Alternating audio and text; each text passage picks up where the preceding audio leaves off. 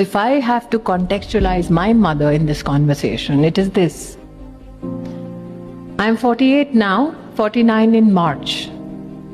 But when I was 7, suddenly one day, me and my other 2 young sisters were given a plate of rice and a black dal to eat. And we were huddled in a room, and there was an urgency in the house. The 3 of us could not see what was urgent. Little did we know that my mother peeps back into the room and says, "Are you done eating lunch?" We said, "Indeed."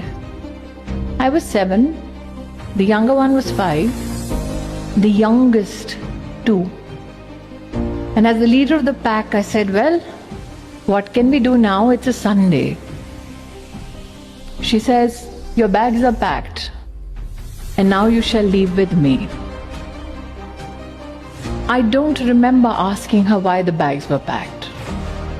I do remember her sitting in a rickshaw urgently with a cylinder, bags, 2 girls waiting for the eldest to join her. And I stood outside my house and I asked her why. She says, "Well, one of the life's complications is that I could not bear a son. So let's go and build a house." So I kept staring at that house, and she was urgent in her bidding, and she said, "Let's leave." She said, "Why would you stare at this house?" And I said, "Guess what? One day I will buy it." Now imagine for a 30-something woman 41 years ago, thinking of a 7-year-old daughter and not knowing what the future holds for her. She took me by the hand, the rest is history, came to Delhi, worked double, triple jobs. And one day I did have the money to go back and buy the house.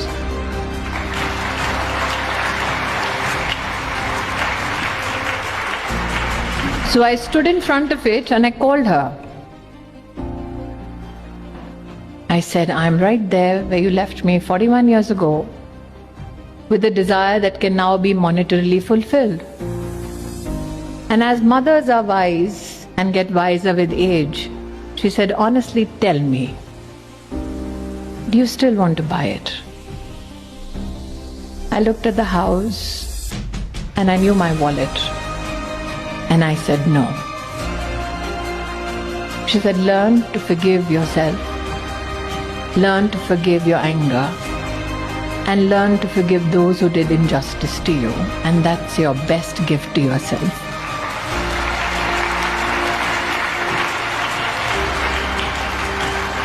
So if you have to be just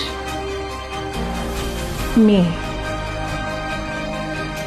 the first lesson, genuinely be in the moment at that time, not necessarily looking at all that glitters, but at looking at whatever brings you peace. Be it a cherry blossom in Japan or in Bengaluru. Just be. If you have to be just you, while you learn to forgive everything, learn to forgive yourself for being angry, for being consumed, for running, for having no time. Because I asked Didi, I said, "Why the title just be?" She said, "Because everybody is in a rush. People need to be still." And I wondered then, what makes everybody afraid to be still? Because when you're still, the one person you need to meet is me.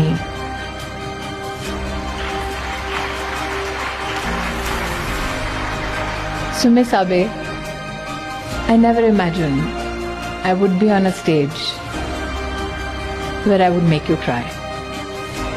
That was not my intention. But let me say this. When I see you, I see the cherry blossom. So just be, because that's the best gift you can give yourself. Be shy, be adventurous, be tenacious, be you. Because in the whole world, there can be many copies, but only one me.